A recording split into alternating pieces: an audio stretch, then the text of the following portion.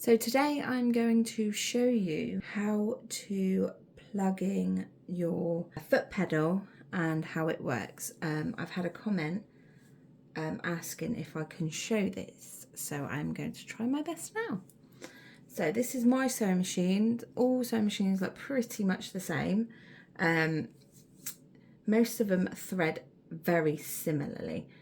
There are the exceptions, of course, but this is pretty much a basic sewing machine that if you are sewing, it's likely you've got one very similar.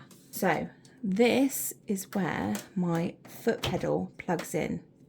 So this is the end for my foot pedal and I plug it in just here. And it has two wires to it.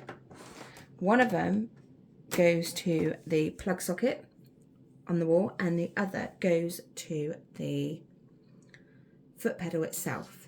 So this is my foot pedal, which is now plugged into my sewing machine. The plug is already in there, it's a part of it, it doesn't come out. So I have a button here that would turn my machine on. My bobbin is in here, threaded and ready to go. I don't have a thread on, but to show you this, I don't really need it to be threaded up. So as long as this, which is the bobbin winder, is set away from the bobbin, so if it's there, it means when I press the foot pedal, it means this will wind up the bobbin. You can see it spinning. So it needs to be this side for the foot pedal to run the needle. So if I press the foot pedal now, you can see my needle moving up and down.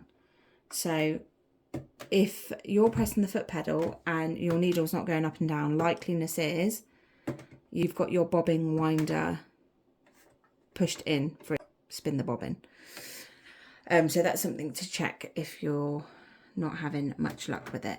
When you're sewing, instead of using your foot pedal to go all the way to the end of whatever it is you're sewing, when you get to the end and you back stitch and go forward again to fasten off your ends, especially if you're new to sewing, I would use your handle to turn the needle so you have more control of it then, because if you press your foot pedal too hard it can go very fast and it just takes a little bit of extra pressure and it goes really fast.